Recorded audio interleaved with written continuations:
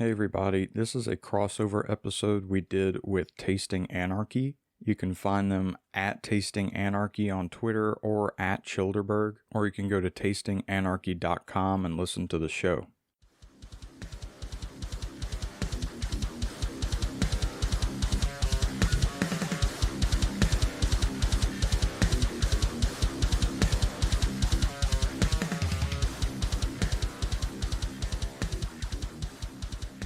Welcome to Tasting Anarchy. This is a swap cast with some friends of ours. I met one of them at Childerberg. Cotton. Hey, Zero was there too. Yeah. Well, who are you, Zero? Because I was the tall guy who brought the girl. So that brought the girl. Oh, okay. I do remember. Okay. All right. So yeah, I have no memory of any of this. Yeah. Well, you went back to Austin, then came back out. Mm-hmm. Well, okay, south of Austin, but yeah. Okay. All right. Okay. Now I have it placed now. All right. So now I know who you are. So I met you both. Yeah. at Childerberg, and it was nice to meet you. What's your guys' podcast called? Dissecting Liberty. Right on. All right. So we'll, I guess, enjoy a little swap cast. I've got a couple of things that, normal for Tasting Anarchy, a couple of alcohol related articles that I thought were kind of interesting, and we'll just see where the conversation goes. But before we get into articles, I usually start out by asking Mason what he's sipping on tonight. So I don't have anything tonight, but I have the wines that I had last week where we missed an episode because someone was off doing some exploration of the country. And I don't understand how Twitter works, so I didn't get on there and try to get a hold of Rollo or Will or Jared or somebody to record with me. And I don't know what our Zencaster passwords are. So I should have sent those to you ahead of time. Yeah, well, I had asked, and then you didn't send it, and I was just like, I'm tired. I'll figure this out later. And then by then you were in New Mexico, but I didn't realize you were driving. So it could have worked. Oh yeah, we drove. Yeah. It was a great drive. I was surprised at how pleasant a 10-hour drive it was. Yeah. And we just kind of white knuckled it. We didn't really stop that much. We just went through a beautiful part of the country. It's all desert, but well, not all desert. It's it is high plains.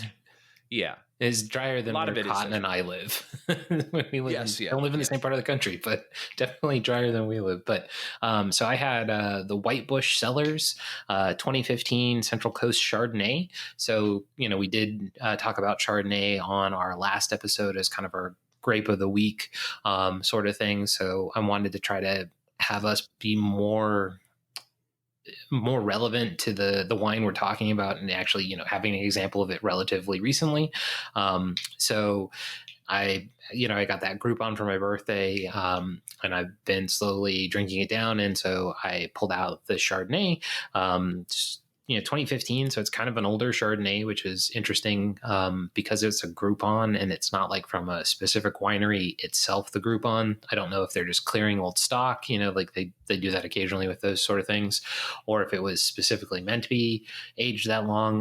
It's 13.2 ABV. So look, clarified butter, that's what it looked like. Interesting. So... And it smelled like Chardonnay, which, is kind of a cop-out, if you don't know what Chardonnay smells like. But if you know what Chardonnay smells like, it has a very kind of white wine, somewhat melon, somewhat apple kind of in there smell. To me, it had melony with a light acidity, but it did have some hints of the butteriness to it. So I didn't look if it was oaked or steel barreled or anything like that. I didn't really go that deep into it because it's, it wasn't a super high-end wine, and I also drank it warm. When Chardonnay, you should usually cool it down a little bit, and I didn't bother to do any of that. But it's kind of more viscous in the mouth, so it definitely has that acidity and interestingness to it. And then I'm going to save the other one for the grape of the week next week that I'll hopefully do the research on if I remember. So hint, it's a Georgian. So right on. All right. Yeah. Cool. All right. Well, Cotton, you mentioned that you had a drink this week. You want to go ahead and tell everybody what you're drinking? Yeah, I don't know if y'all remember, but at Childerberg, I brought some Abita brews. I brought the what did I bring? Turbo Dog and the strawberry lager. Oh yeah, I do. I remember those. Yep. I thought you also had brought an Andy Gator, but I may just be over. That's what I'm drinking right now. Yeah, because I think Andy Gator is the one that like I know in my, it's the one that's in my head from them specifically. So I might just be inserting that. Yeah, the Andy Gator, it tastes like a stout. It tastes similar to the Turbo Dog, which I don't remember if it's a stout or a black lager, but it tastes similar but less caramel and a bit more of a fruity flavor. And it's quite good. I'm being in Louisiana. I'm pretty big fan of Abita because they're probably, in my opinion, the best brewery in the state, and we have a decent amount. But for whatever reason, I never tried the Andy Gator, and I'm pretty fond of it. It's interesting because it's dark. It has a very heavy flavor, but it's a bit refreshing at the same time, which I have. That's an interesting combo. Yeah, it is. It sounds kind of like some of those darker Belgians. Yeah, You get sometimes where they're not like as thick is not the exact right word, but they're not as heavy of a dark beer as like a porter or a stout. yeah. Yeah, that's interesting. I'm gonna have to try that next time I'm out in the Louisiana area this week. I was gonna say you can get the Andy Gator locally here, and we're further away from Louisiana, so I'm betting you could probably actually find it out there, Jacob. Yeah, unless there's some sort of weird like anti-Louisiana Texas law, like all those like something weird like that. Well, this week to kind of keep it on the Childeberg theme a little bit, I went ahead and opened one of my bottles that I got from Spicewood Vineyard when we were out there. And it was Spicewood's The Good Guy 2016. It's a red blend. It's 42% Tempranillo, 17% Grenache or Graciano, 17% Cabernet Sauvignon, 17% Merlot, and 7% Syrah. It's aged 20 month in 45% New French oak and 55% neutral oak. So it's very good. It's apparently all estate grown there where we visited, and I'll go through my notes on it. Look is a dark brick. It develops legs quickly, so it's got quite a bit of alcohol, less sugars. Smell is dark fruit, vanilla, and spice. Taste is very spicy up front. It's got some strong tannins and a lot of red fruit flavor, a little bit of that kind of tobacco-ness to it, but the spice is just pretty intense on it. I like it. It's I think I said this previously about the other one I had, that it's good, but it's not like, it doesn't blow my mind like some of the ones I've had from Hill Country. I have also had, this vineyard's owned by Ron Yates. He has another vineyard in the area, and I think also one up in High Plains. And I've had a couple of his wines. They're pretty widely available, and for the most part, I'm just not that impressed by them. They're not bad. They're pretty good standard wines, and they are available, which is hard to say about most Texas wines. But overall, it's good. Not overly impressive, but it's a good wine, and I'm going to finish the bottle today or tomorrow, and I'm going to enjoy finishing it. So check it out if you're in the area. It's definitely a nice place to go visit because it's very pretty. Although I think, well, actually, this will get us into one of the other articles. Is we are like sort of re-shutting down in Texas a little bit. Mm-hmm. There's been multiple, I guess. So this is, it's not even conspiracy. Like it's public information. The cases are rising, but as I shared with you earlier today, Mason, the tests don't really measure coronavirus, and it's also, they're now counting when those numbers come out and they're like, Texas is spiking 15% like higher, or 15 times higher, or whatever it is.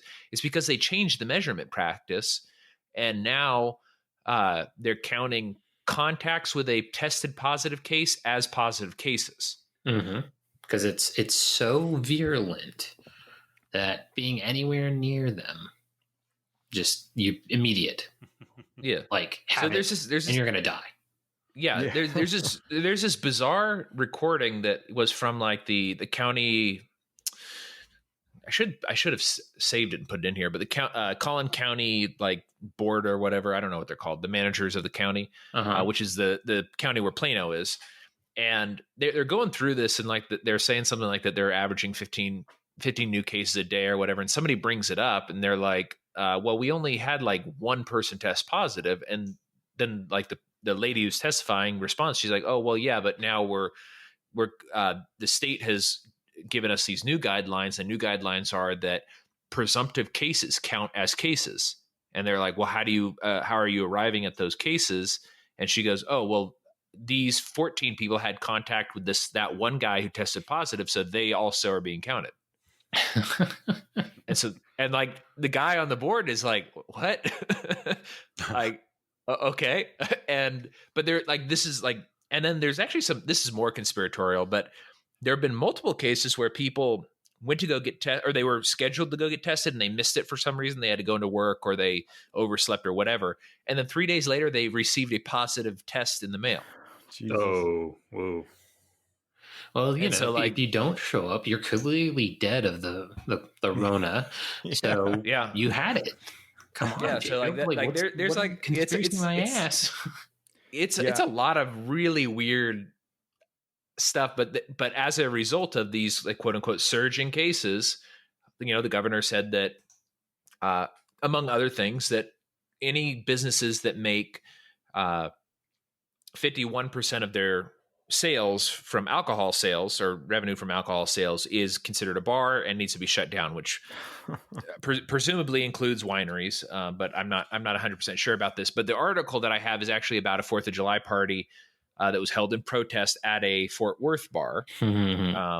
So this is called Rail Club Live, and the title of the article is Fort Worth Bar Faces 30-Day Shutdown After 4th of July Protest Party. It's by Eric Alvarez. So the Rail Club Live faces 30-day suspension of its operating license for hosting a, quote, Tea Party protest on 4th of July. Opening on 4th of July violates the state order. Governor Abbott signed in an executive order closing all businesses that earn 51% of their sales from alcohol. Minutes after the protest began on Saturday, officers arrived and informed the owner that he could stay open, but would likely lose his license for 30 days. And so he chose to stay open. Was like, no, this is a protest. It's our right to assemble. And he also says that because they did not charge admission and they did not sell alcohol, hence why it was a tea party, that they were not in violation of the law. But because it is a bar, I guess the opposition is saying that they were in violation. And the owner of the bar has had multiple Facebook posts saying what he thought about it. And he says, look, most of my competition sell food as well. And because I don't sell food, I have to shut down, but they don't. And so it's an unfair advantage to my competition. And that this law is directly targeting bars. And then there's an interesting quote in the article, which I'm not going to read the whole thing, but I'll go ahead and paraphrase it, from Governor Abbott, where he basically says the one thing he regrets most about reopening is that he reopened bars too early because it encourages people to drink and talk, which spreads corona. As opposed to shoving food in their face and then chewing with their fat, dumb mouths open. Yeah. That's kind of what I was thinking too. Is like there's really no difference between sitting and having a beer together and sitting and having a meal together. And I would say that probably sitting and have a meal is worse because a lot of people do chew with their mouths open. They're, and then you also have waitresses going from table to table, and so on and so forth. But if it truly was a threat, like that's the I can see like the logic if you look at it from the idea that if people are eating together. And then, they're eating together, or like generally they don't do generally like Jacob, your favorite, like family style. You know what I mean? Like, I do love family style. Like people eat kind of separately from you. Like it's, hey, you just eat with your family. Whereas like at a bar, like I could see like the logic if like they were really showing that it was spread, like, you know, we had concrete evidence that it was spreading the way they claim it was. And you walk up and you're got a drink and then you walk up to someone else that you're not with, you know what I mean? Like that sort of spreading. But I guess so. but for the most part, it doesn't Louisiana- work the way people are talking about it. Yeah, I know in Louisiana, we're kind of sort of like, I think we're in phase 2 right now, and I think it's very possible we might go back to phase 1 because in Baton Rouge, there's this little cluster of bars, like little college bars called Tigerland, and they're like clubs. They're not really like a typical bar, and they get packed, and everyone is super close together. And the minute they were able to open, young people flocked there, and so they saw and it makes sense. They saw like a rise of positive cases. So there was some study that said that in that area there was a rise of positive cases of people between the age of 19 and 25. So of course they're going to say that that's statewide. They're going to leave out the in that area part of the title. So, you know, we're like, I had a family member text me the other day and said, you know, oh, be careful. You know, people in your demographic are becoming infected. And I said, yeah, within like a 10 block radius of Tigerland, but not statewide. Back to like how they count cases.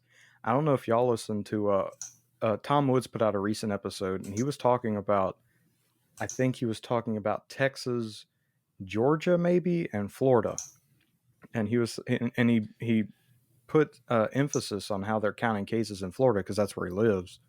And he says if somebody gets tested positive in Florida, and so they're out of work for a while, so they want to go back to work, you know? So then they keep getting tested because they want to see when they don't have it anymore so they can go back to work. But each one of those positive tests they get in the interim, that counts as one positive test. So of course the numbers are rising. Yeah.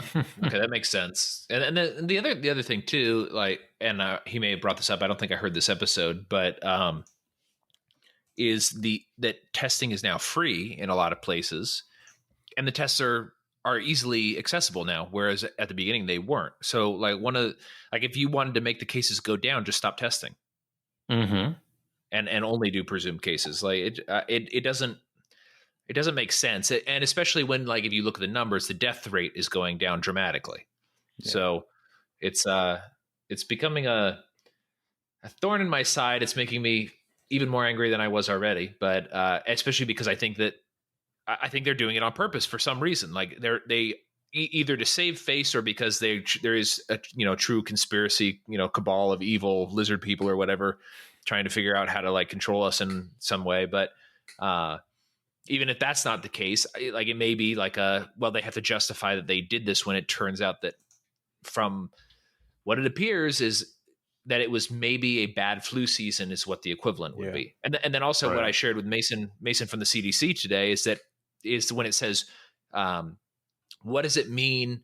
Actually, I can pull up exactly what it says because I sent it to Mason not too long ago. So when it says, what do your results mean? This is from the CDC site. So if you test positive, a positive test result shows you may have antibodies from an infection with the virus that causes COVID-19. However, there is a chance a positive result means that you have antibodies from an infection with a virus from the same family of viruses called coronaviruses, such as the one that causes the common cold.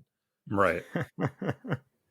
So this is even the CDC, and there's some other things that they had in this, like testing negative. In that part, they're like, well, the test doesn't work very often, so even if you test negative, doesn't mean you don't have it. So right. You're like, okay, so these tests that you're giving are false positive. You have no way, like according to the CDC, you have no way of telling if it's corona or if it's a common cold, or maybe they have a way, but they can get a false positive if you had the cold, which lots of people get the cold, And even if you test negative, they're still saying, well, maybe you still have it because the tests don't work very well. So I'll put it in the show notes that the CDC antibody test guidelines or whatever that they have out there. But today was like a deluge of, like, I didn't really look into a huge amount of this stuff. Like Mason, you and I've talked about it a little bit, but like for some reason, like a lot of this information came across my desk or whatever today while I was doing different things around the house. And I was just like, this is even more ridiculous than I thought. And then when I started looking into stuff for the show, I was like, I came across that article, and then I came across our next article, which I'll go ahead and summarize here in a second. And I'm like, maybe this is like a conspiracy by maybe automation companies or companies that don't want to hire people, or maybe the Fight for 15 people or something like that, to get a lot of automation in so that they can justify UBI and Fight for 15. And so here's the article, the other article that I had that I thought was kind of interesting. Hey everybody, we are in this super awesome, dope-ass group of podcasts called The Frat House, which includes Burning Boots, Punk Rock Libertarians, Dissecting Liberty, Anarchy Proper, The Gaslight Hour, Sean B. Planet, The Dose, Erase the State, No Real Libertarian, Trent Must Talk, Unshackled Liberty, Laurel and Hardy Across the Pond, and Insurrection Inc. And you can find them all at frathousepodcasts.com. And the title is, "This hotel has a robot named Rosé that will deliver wine to your room without human contact." It's by Andrea Romano. So Hotel Trio in Healdsburg, California has a new robotic butler that offers a touchless experience when delivering wine to your room. So Healdsburg is near Sonoma. That's where a lot of very good wine is made. So there's a lot of small regions there, but it's also relatively close to Napa as well. So people who are going to just visit wine country would maybe visit there, although California is talking about re-shutting down wineries in certain counties. So maybe you won't be able to visit there, but we'll find out. So this robot basically takes the place of room service. So the robot does deliver wine, but it can also deliver snacks, extra towels, toiletries, small items like that to your room, and they're testing it out. Apparently, it's working fairly well. The touchless experience through robotics is increasing in popularity due to fear of COVID, and probably that fear will not go away for a large number of people. And so companies like the one that makes Rosé are seeing an increased interest in automated systems that remove human contact from the equation, because humans spread diseases. So I thought that was kind of interesting. What are your guys' thoughts on automation? It almost, and it's not just this, it's things that have been going on for the last several years, that a lot of the things that either purposely or not purposefully, a lot of stuff has been pushing toward basically getting rid of these low wages jobs, which on the one hand, it could be good in like an organic situation where, wages rise from increased productivity. You do want to automate some of these lower level jobs, and it makes sense. But when the wages become increasingly high through artificial means, then you probably don't. And we've got actually a really interesting situation right now that I think if they really wanted to solve unemployment coming out of this whole Corona lockdown, is you've got thousands and thousands of people who are unemployed, or millions actually that are unemployed. Was it 45 million or something like that? Who lost their job, possibly temporarily, but some of them maybe permanently. The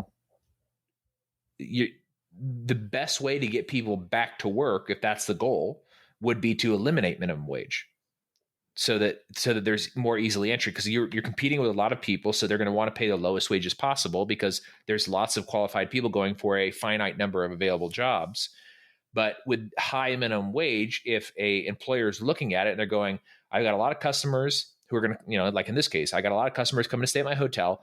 They don't want to touch people because they're afraid of coronavirus infection, or in the future, I'm sure they're actually already starting to talk about a new swine flu coming out of China. Mm-hmm. So people are afraid of that. So they're like, I could either hire somebody for some egregious wage for delivering towels, like $15 an hour to deliver towels, doesn't really make sense. Or I can spend a couple $1,000 on this robot that's going to do it for me, and people will feel good because it appears sterile. Whether it is or not, that's another story, but it appears sterile. And so that's the situation we're in. Any thoughts on this topic? Well, speaking of that, so Virginia is one of the few states out there that has, blackface leading governors, who still has the federal minimum wage. So it was in June of this year, July of this year, it was supposed to go up to like $9.55, and suddenly, over the next 4 years or whatever, like that, skyrocket. But they ended up pushing that out to like June of 2021.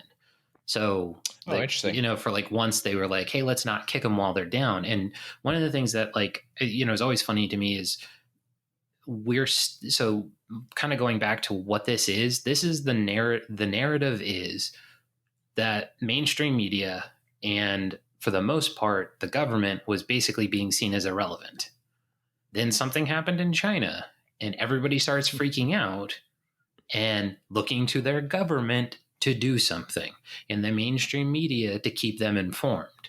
So like, this is kind of like a big thing of Michael Malice and Dave Smith have kind of talked about of like the cathedral. This is kind of, they're seeing it as the last gasp of the cathedral to kind of reinsert themselves.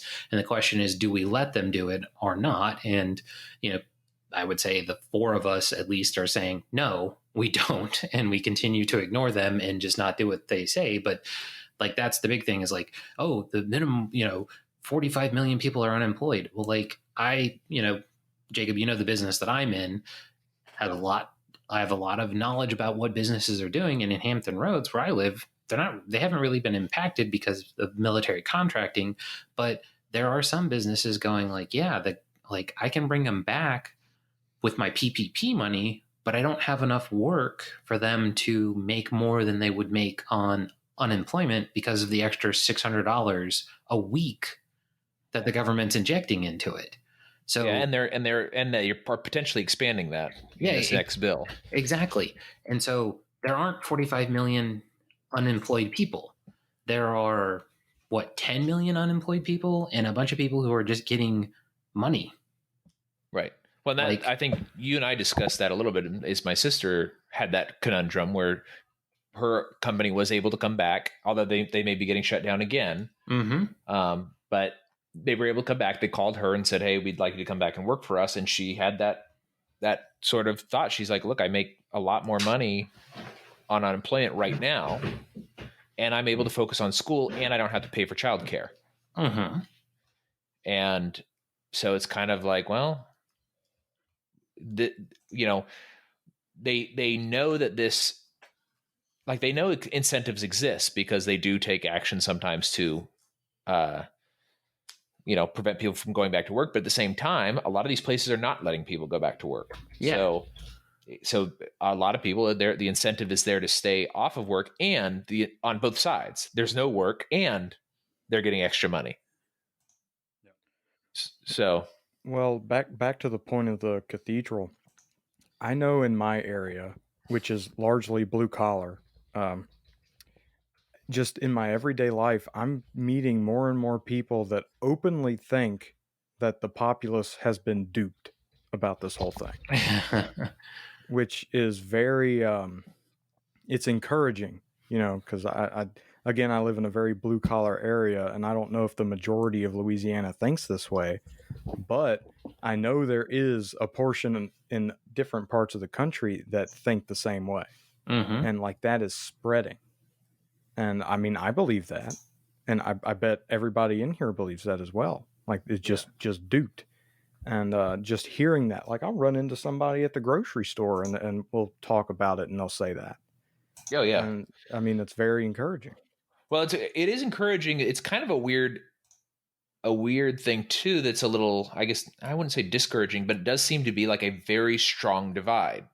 Yeah. So either people are going like, this is a lie and they've duped us, or they're, to use a popular thing right now, they're Karens and they are like flipping out. Like this is for the first time since they reintroduced they made these masks mandatory here in Texas. Kroger doesn't care, but I went into Whole Foods because they have basil like in large bunches, and I was making spring rolls, so I wanted to go get like a big bunch of basil, and they didn't let me in because I didn't have a mask. There was somebody out front going, and what was funny about it, the person out front had no mask, and they told me that I had to put one on before I came in, which like I was like, okay. I didn't fight with them about it, but so I ended up having to drive home and get a mask and drive back, which was annoying. But I guess I could have bought one, but it was just down the street. But and then the second one was, I guess, what you describe as a Karen. I went into the QT to get a big Diet Dr. Pepper, and it's just some random lady in there was like, "You're supposed to wear a mask." And my response would have been, "And you're supposed to mind your business." I just walked past her and ignored her. Like I was just like, whatever. Like I'm not gonna engage somebody like that. There's no benefit to it. They clearly have something else on their mind. Like, so I just walked past her and went and got a Dr. Pepper without a mask from the soda dispenser, which hundreds of people use every day and touch with their grubby, dirty hands. I know, but and what's funny too about it was there were several other people in there that didn't have masks on. So I don't know if she told all of them that or what she was doing. She was just standing there. You just look very dastardly. I guess so. Yeah. Like it was weird. It was really bizarre. So I think it's that classic, like, I'm going to find the biggest bully in the prison yard and I'm going to take him down. Because as we like to remind our listeners, Jacob is a giant.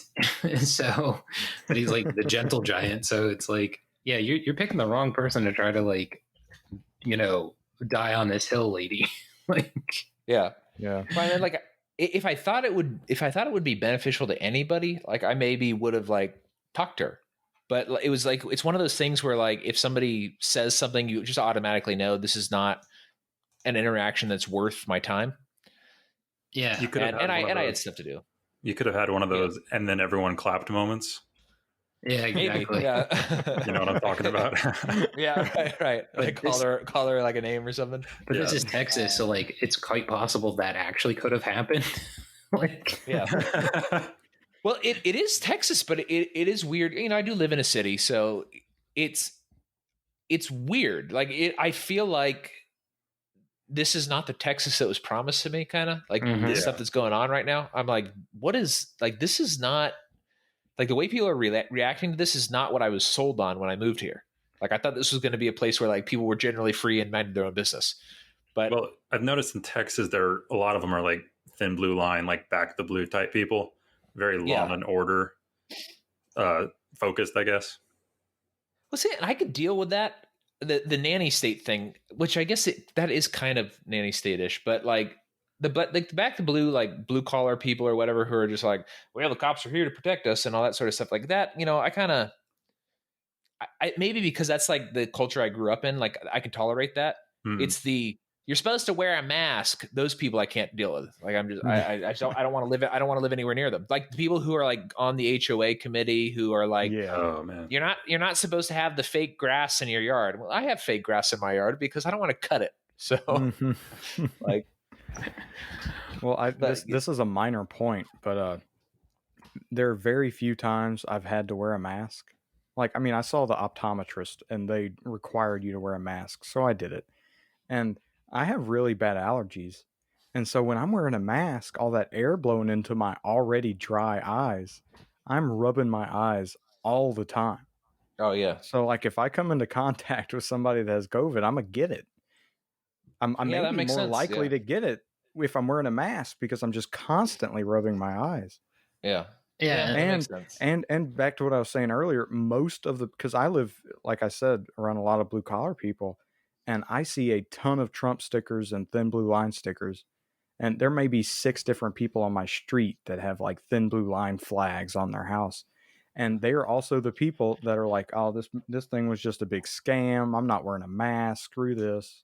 But then at the end, they'll say, thank God Trump is president. He's blah, blah, blah, blah, blah. Well, I mean, like, to be honest, like, let's say that everything happened like this. Let's just say that this was like, say it was an escaped virus from China, whatever you want to say.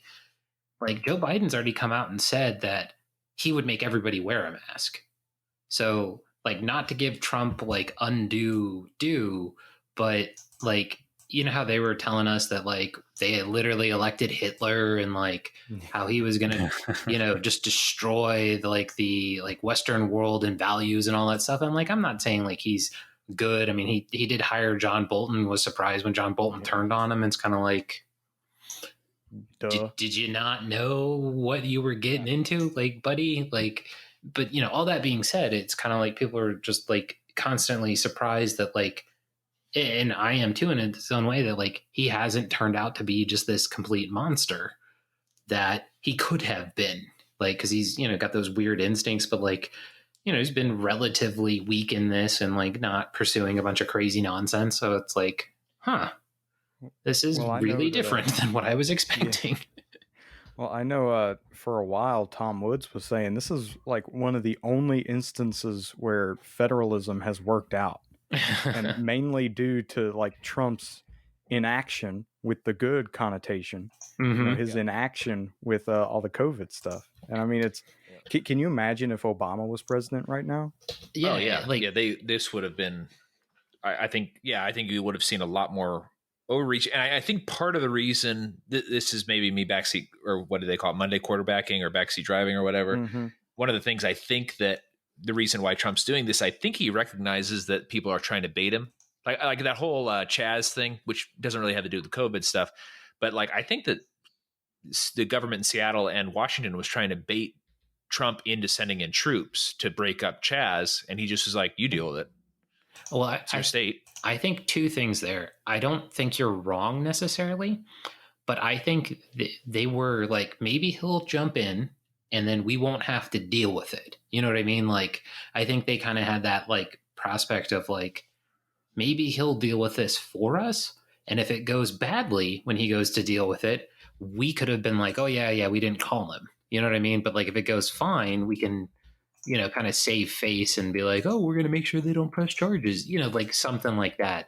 Yeah. So like, I think they were truly bothered by it too.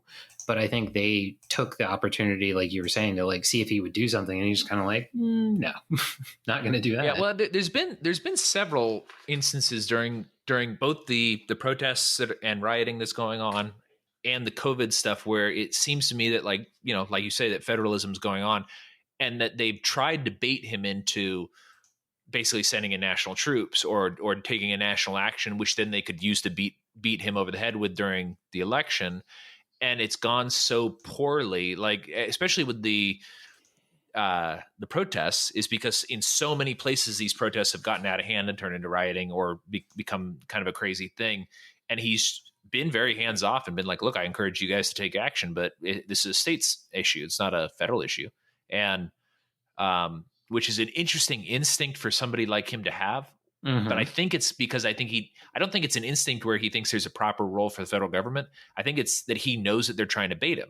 Yeah. Yeah. Well, like so much of I was having a conversation with a family member the other day, and I said like a pet peeve of mine is like when a Republican says that Nancy Pelosi is stupid, or when a Democrat says that Mitch McConnell is stupid, or, insert any name. AOC. Yeah, well, no, she may just be dumb, but I think she's created. I think she's like a plant. Yeah, that's interesting. Oh, I'm with you on that. Yeah, she's definitely being. It's like JFK. He wasn't that smart. Yeah. He had handlers, but he may have been smart enough, and she may be smart enough to let them do their job. But do you think that AOC has different handlers than Nancy Pelosi?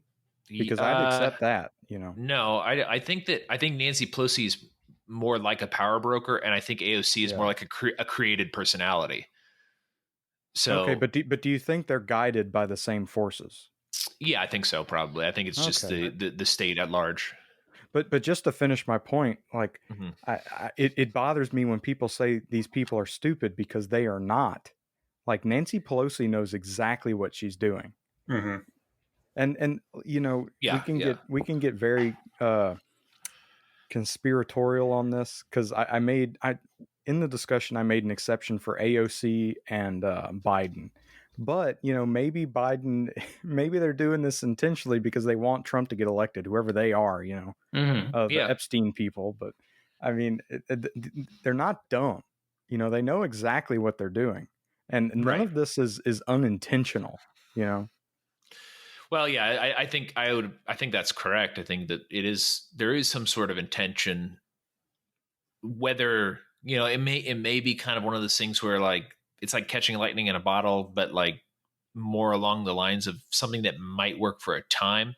But I think they just make tactical errors. Like one of the things that like, I think Nancy Pelosi, I don't think is stupid, but I think like sort of coddling the extreme left is like a tactical error on her part. I think she does it. I don't think she's extreme left. She's, a corporatist, but going along with basically getting in bed with like Antifa, the communists and things like that, where she's just like, oh, well, let them do this. Like she's going to have her head chopped off if they get control. They don't like her. Yeah. And I agree completely. Like it's a very different, I think it's a tactical error. Like maybe it's like arrogance, or maybe they know something that we don't know. Maybe she's just like, no, they're not a threat at all. They're really great for optics. And people like me are worried about it. And so she can use that. But who knows? I mean, like it's one of those things. Like I see a lot of this stuff that's going on right now is, I wouldn't say terrifying, because I think that the country will break up. It's just not, I don't think it's sustainable the way it is. But, and even if all of what's going on right now hadn't been going on, I think I mean, Mason, you remember when you and I first met like 10 years ago or whatever, we were making predictions that the US only had like 20 years left. So yeah, I mean, like you were definitely that way. Like I didn't think at the time necessarily that it was out the door, but that's like to kind of the thing about knowing Nancy Pelosi is like, and this is one of those things where I don't think people seem to really get the idea that like how protected those people are. Mm-hmm. You know what I mean? Like, so I think it's clear that like if Nancy Pelosi was like threatened, like there are, military assets that would protect her. So like I don't think there's any chance like Antifa or any of those people get out of hand, as we would say, and like put risk to her life. But also I think, I'm reading this, so there's a guy, his name is Victor Sebastian, and Victor Sebastian was this guy who he wrote Revolution 1980 or 1984 Revolution. It's like this book Michael Ballas always talks about, like the fall of the Soviet Union and how like it was just basically the Soviet Union's there yesterday. You think it's going to be there tomorrow, and then it's gone today, and like how it bloodlessly fell. But like he also wrote a biography on Lenin, and like when you're reading about like all the crap Lenin did and all this, just crazy, it's Lenin, and you're kind of like, oh yeah. Like they purposely incited people to like murder each other in the streets as part of revolutionary justice. And the whole like Kolaks, which is their like term for, people who like the wealthy peasants, rich, right? Yeah, rich peasants. The successful farmers. Yeah, rich peasants, successful farmers. But like there were no Kolaks. It was just a way to inspire this terror. So like, and there's like were the British helping them, were the Germans helping them during the war, like all this stuff. And it's kind of interesting to look at it and go like, maybe they really do have no flipping clue what they're doing. And I've always been of the opinion that they can't be that dumb, but maybe they are. Yeah, well, I have like my training is in philosophy and psychology, and on our show Dissecting Liberty, we've done a couple of episodes on the social contract, and my biggest issue with the social contract relating to this discussion is one of the main justifications for the social contract is because people are infallible, people are selfish. So what we need is people are fallible. Yeah, right. People are fallible. Sorry. No, it's okay. People are we're not talking about Ron Paul, we're talking about people. Right. Scott Horton, But, some other people. Yeah. People are fallible and people are selfish. So what we need is replace it with whatever you want, a constitutional government, a society with Rousseau, a Leviathan with Hobbes. We need something like that, a state, to rein in the fallible and selfish people. But none of these philosophers talked about the fact that the state would be made up of fallible and selfish people. Mm-hmm. Yeah. That What's makes the point? Yeah. Yeah, what's the point? Yeah. I know. Well, yeah. Well, it's that I don't remember who the quote is, but it's the like, if people were angels, they wouldn't need a government, and if people are devils, they wouldn't dare have a government. Mm-hmm. Or something along those lines. I can't remember what the quote is exactly, but it's something along those lines. And it's like, yeah, I mean, that's who's gonna be in charge. Particularly the way that the structure, the incentive structure of the state is, it sort of pushes, like how like the cream rises to the surface. Well, like in this case, it's like the shit rises to the surface because like that's just the way it is. I mean, that's kind of how it refines itself. Like people that have skills and stuff like that don't typically go into politics. They typically go into business. Yeah. Like they want to do things that like matter. Well, and then you end up getting people like Maxine Waters or whatever, who something's wrong with her, and like she's been in politics forever. Joe Biden. Yeah, Joe Biden, same thing. Yeah. I mean, like he's been, yeah. When I first started dating my fiance, she was more on the left side, and so whenever I was trying to explain kind of my philosophy to her, one of the things that I was talking to her about would be like democracy, right? And so I would tell her like, listen, like if you need a ruler, then that means you're not qualified to choose your leaders, right? Because if you can't govern yourself, then you can't choose the people that will govern you. And right. The state is filled with those kind of those not ironies, but irony, but those paradoxes, Mm-hmm. Yeah, that I think it kind of sums it up. Well, we're getting close to the end of the hour. Do you guys want to plug your show real quick so that people can hear it? Go for it, Cotton. Yeah, we do the Dissecting Liberty podcast, and I'm Cotton, and that's Zero, my co-host, and I'm also his co-host. So, yeah, we often do that too. we're kind of like how do we describe this? The co-equal host. Yes. The co-equal. Yes, exactly. We do a weekly show, and it's a lot of fun. We have our live shows, which are a mess. You can follow me on Twitter at CottonArchist. Yeah, and you can follow me on Twitter at Liberty Zero. And one more thing on my end, I recently launched a website called the Cotton Report. That is a nice amalgamation of headlines, trying to separate the wheat from the chaff of political media. And also, we have a decent amount of original articles written by our staff of writers. We have a decent amount of writers. And nice. Go to cottonreport.com and check it out. Highly appreciate it. Right on. You guys recently had Pete Canonez on your show.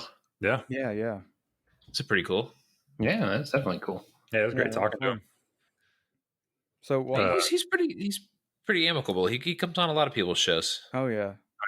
And this is just an aside, but Cotton sent me a screenshot of the record, like our 3 tracks recording, and it's like all Pete. And then there's just like little clips of us. 98% easily.